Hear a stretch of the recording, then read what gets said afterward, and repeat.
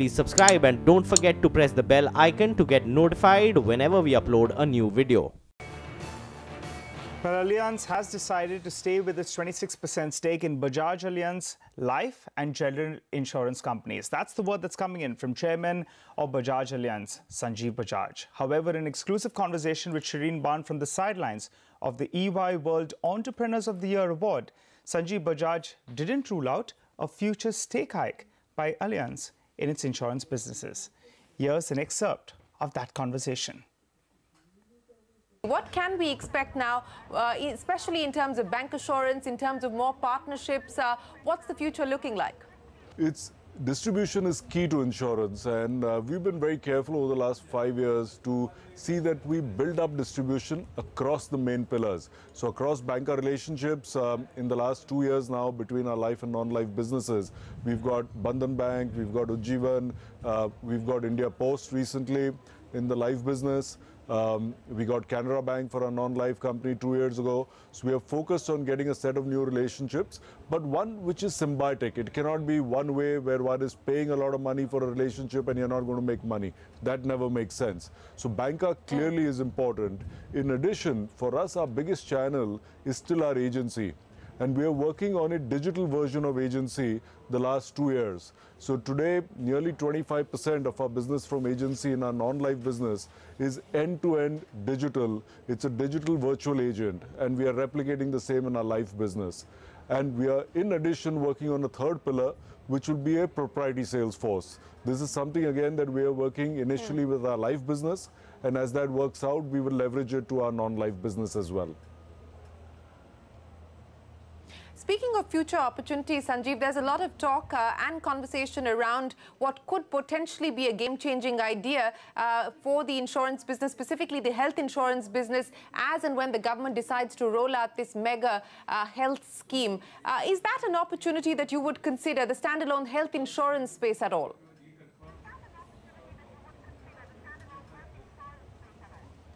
It clearly could be one. Today we do write health insurance within our general insurance company. But for example, in the lending space, as home finance companies are a separate opportunity because it's a large enough opportunity that allows you to leverage volume, that allows you to focus. This could be something that is possible in the health insurance space for us. We are evaluating it. By when do you expect to take a decision? What could be the potential triggers for being able to take this conversation forward beyond just discussion to actual execution?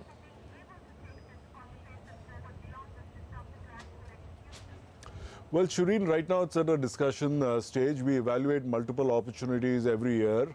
Many of them don't happen, but that doesn't mean the evaluation is unimportant.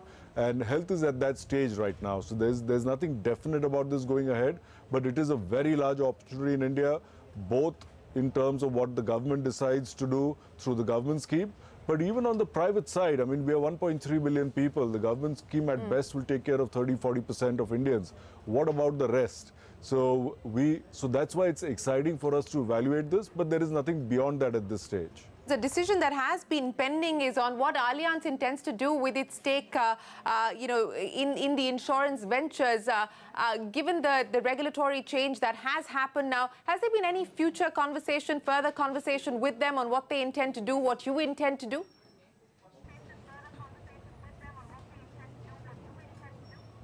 Yes, our conversation with Allianz has been very clear. They are not only very supportive of the Indian business, but they want to help it grow and go from strength to strength. So we have their full support doing this. At this stage, they are staying at 26% in our two insurance companies. And if they change their minds, they will get into a discussion with us. But we are working very closely together in continuing to build these two businesses. Okay, so they retain 26%. They're not looking to hike that stake, which they are allowed to under the law.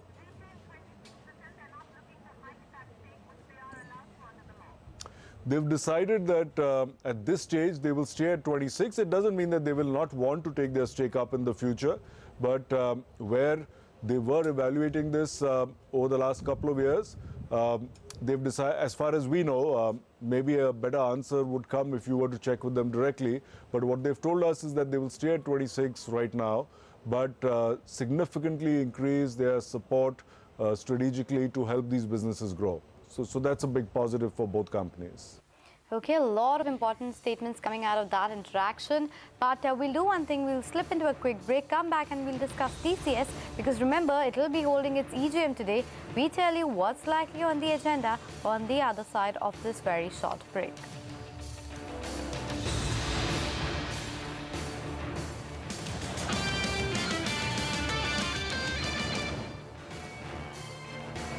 Welcome back. You're watching Power Breakfast on CNBC TV 18. Well, all eyes will be on TCS today as the board will be meeting to consider buyback. Remember, this is the second buyback from the company in the last couple of years. They had announced a buyback last year as well. Kritika Saxena joins us now with what to watch out for in today's board meeting. Kritika, over to you. Two key points to watch out for from TCS. One is the buyback. We are expecting to see details with respect to the contours, timeline of the buyback. Remember, this is going to be the second buyback from TCS. Any kind of clarity on if promoters are participating will also be critical. But aside from that, the annual general meeting of the company will also be held, and we understand that there is expected to be some commentary with respect to the growth pipeline and what lies ahead in FY19. There has been the sense that FY19 is looking like a better year than FY18. Any kind of commentary on the order book, on the digital order book, on the deal pipeline that the company is looking at, any kind of forward-looking statements with respect to the acquisition plans, with respect to how many large deals are in the offing will be very important. There have been concerns with respect to visa issue, with respect to regulatory concerns. What shareholders need clarity on is essentially how the outlook will be, when exactly is there going to be a sustainable recovery as far as BFSI is concerned, and any kind of statements, forward-looking statements on that, anything concrete is going to be watched for very carefully. We'll keep an eye on that. Thanks so much for that, Kritika. Well, the big exclusive from the divestment space. Sources tell CNBC TV that the government will finalize its next divestment move after watching the market response to its second tranche of the Bharat 22 exchange-traded fund. Remember, the fund is set to be launched on the 19th of June. Sapna Das joins us with all those details. Sapna, what are you picking up? Clearly, the month of June is also going to be the season of IPOs as far as the government-owned CPSEs are concerned. So the rights IPO is well known. 20th to 22nd June is the timeline for that IPO, but that's not all. This is likely to be followed by the IPOs of IRFC and IRCON, particularly IRCON, because here the process is more or less ready. In terms of the IRFC, well, the results have yet to get the CAGs not, so that might take some time. So that probably will happen sometime in August, September, at least in the second quarter of the current financial year. Now, what are the size of these issuances? Not much, so to speak. For example, rights is going to be, somewhere around 450 odd crores, IRCON another 500 crores, IRFC, the numbers are not really out yet, but probably around 1,000 crores. So this is basically what is being indicated is that, the government basically is going to watch the market's response in terms of, what is the demand like, what's the appetite like. So it will not really go ahead with some big ticket disinvestments right away. No big ticket issuances, so to speak. That might only happen probably sometime during the second quarter, or at least after the second quarter of the current financial year is over. So it's going to be the season of small IPOs here, and of course the Bharat 22 ETF, the second tranche, that will be launched on 19 June. Well, the pharma space has been a star in the last week or so. It's up more than 5 to around 6%. And Dr. Reddy's and Mylan, they have got the US FDA approval for $1 billion drug, that's Suboxone. Ekta joins us to analyze the impact of this. Ekta, morning. Hi, morning, Nigel. Well, this is actually an important development which has come in for Dr. Reddy's. They had guided that they're probably going to get approval for this particular opioid addiction drug called Suboxone. Now, remember, I just want to give you a background. Opioid is basically narcotics, etc., or, any sort of painkillers which people would be addicted to in the US.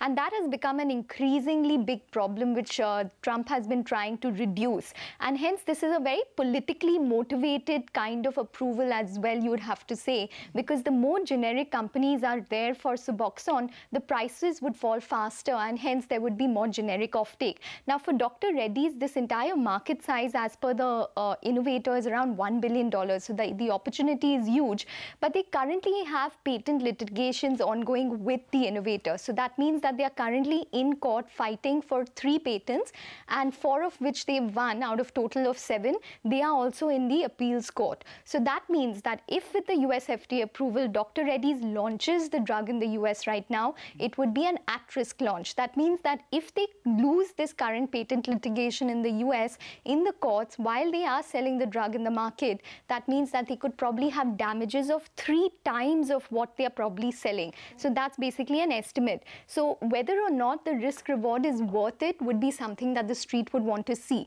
Now remember that Mylan has also approved the drug. Mylan has got approval, so they will probably also launch the drug, but it depends. They've already settled with the innovator in terms of the litigation. Whether or not they will launch at a certain date, or it would be a certain decision by them, would be something that you would have to see. So the competitive scenario right now, we don't know. That means that if Dr. Reddy's launches and Mylan doesn't launch, then they could make up to 60 rupees.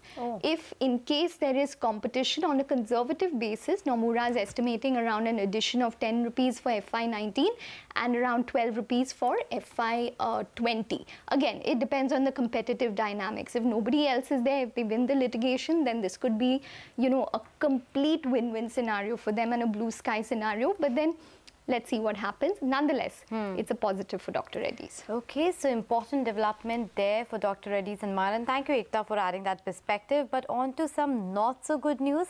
The Niti Aayog has come out with a report which states that the immediate water crisis being faced by the country might be our worst ever. Now, a study conducted by them shows that more than 600 million Indians face extreme water scarcity on a daily basis, and this situation is going to drastically worsen going forward. Ashpreet Sethi is here with the details of this very important Niti Aayog report.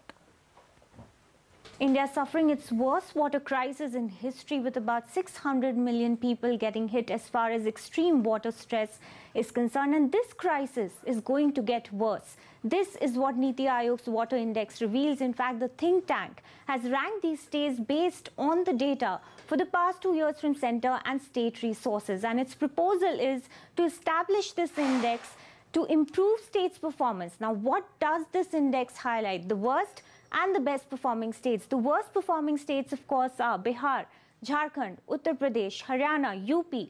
These states are home to 50% of the population and are agriculture driven. So the think tank predicts that coming years will be far worse if the states do not take radical measures.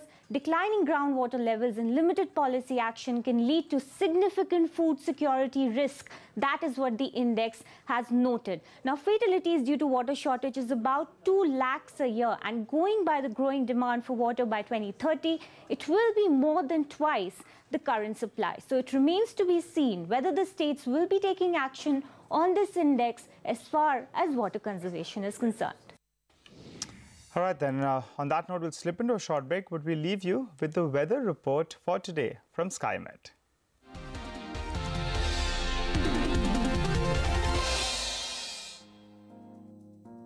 Hi, this is Fawzia, and I'm again back with the daily SkyMet weather report. Let's have a look at the weather conditions across the country on Friday. In northern region, the fresh western disturbance over Himalayas can cause scattered light rain over Jammu and Kashmir, Himachal Pradesh and Uttarakhand. With the cyclonic circulation over North Rajasthan, Punjab and adjoining Pakistan, dust-laden winds can be expected across the northwestern plains, including Delhi NCR. What's more, the night temperatures over this region are expected to settle above normal by 3 to 5 degrees. In east and northeast parts, 2 cyclonic circulation can be marked, one over Assam and the other over sub-Himalayan West Bengal and Sikkim. So we can expect fairly widespread rain along with strong winds over northeast India. With heavy to very heavy spells, the flood situation over Assam and Tripura may aggravate.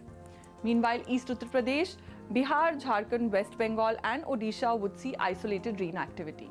In central region, as the monsoon is yet to arrive, thus Gujarat, Madhya Pradesh and parts of Maharashtra. To sum up, light rain is expected over Konkan and Goa, including Mumbai. Fairly widespread rain along with few heavy to very heavy spells are also likely over Kerala and coastal parts of Karnataka. Sidewise, the coastline of Tamil Nadu and Andhra Pradesh would see moderate showers. Let us now have a look at the temperatures across the country on Friday. Delhi will see its maximum temperature at 40 degrees Celsius and will be hot. Meanwhile, Mumbai will remain warm and record its maximum temperature at 38. Kolkata will also remain warm with its day temperature at 37 degrees Celsius. That's all for now. Thanks for watching SkyMet Weather Report.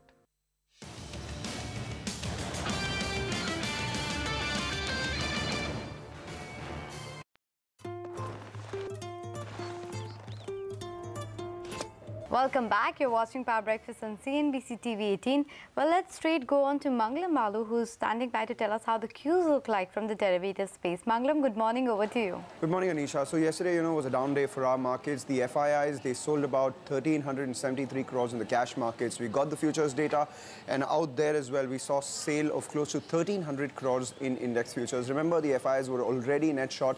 What they did after yesterday's down day was unwound close to 5,000 longs as well as added another 10,000 shorts. So with this, the FIIs who were already net short at the peak of the series, they were 55% short or 45% long. Now they are close to 61% long or 61% short or 39% long. So that is something that we need to clearly watch out for. But intraday indicators that we get is the Nifty futures premium. So watch out for that. Remember, yesterday the Nifty futures premium, or rather discount, went into premium. Optically, that looks like there was buying at lower levels. But no, remember, yesterday Infosys 2 went ex-dividend. So that was the adjustment that led the discount to go into premium. So that is one thing we need to watch out for as well. A lot of volumes on index options, 4,134 crore worth net sale in index options. Remember, rather net purchase in index options. Remember, yesterday was the Nifty Bank weekly options expiry as well.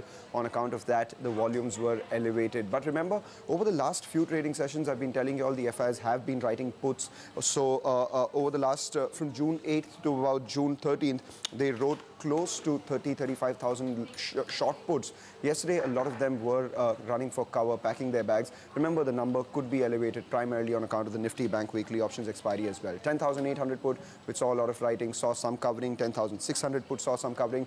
10,800 as well as 10,900 calls were the ones which saw writing, telling you that maybe 10,900 could be a bit of a hurdle. As far as stocks are concerned, fresh longs added on Hexaware as well as Strides. Fresh shorts added on Mindtree, India Cements, as well as Sun TV. All right. Thanks so much for that, Mangalam. Well, keep an eye out on the Asian markets. The Shanghai market, remember, it's trading at more than a year low, actually. So just pull up that market. It's opened up. It's sitting with a bit of a cut as we speak. The Hang Seng is as flat as can be. So Asia, more or less flattish or trading mildly with a bit of a negative bias. I think we should get some of that up for you. But coming back home then, we'll have a whole host of stocks that are on the news today. Since Sonal's standing by, she's going to run us through all those stocks that we should be watching. Hey Sonal, good morning. Good morning, Nigel. And I'll start with Manappuram Finance because the board has approved issue of NCD worth rupees 100 crores on private placement basis. That stock will be in focus today. Jyoti Lab also because their fixed record date on Saturday, that is June 30th of 2018, for the purpose of issue of bonus shares. So we'll keep a watch on that stock as well today. Container Corp will be in focus because the record date for stock split is 27 June.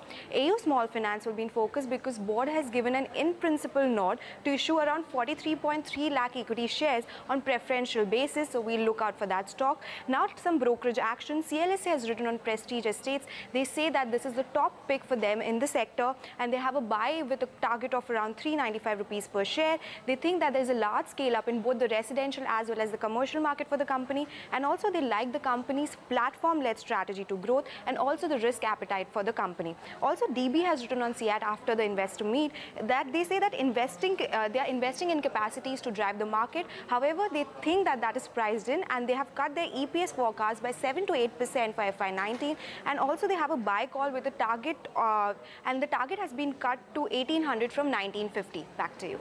Okay, Sonal, thank you so much for getting us all those stocks that we should keep an eye out on today straight. But that's all the time we had on Power Breakfast today from the team and myself. Thank you so much for watching. Don't go anywhere. Bazaar Morning Call comes up next.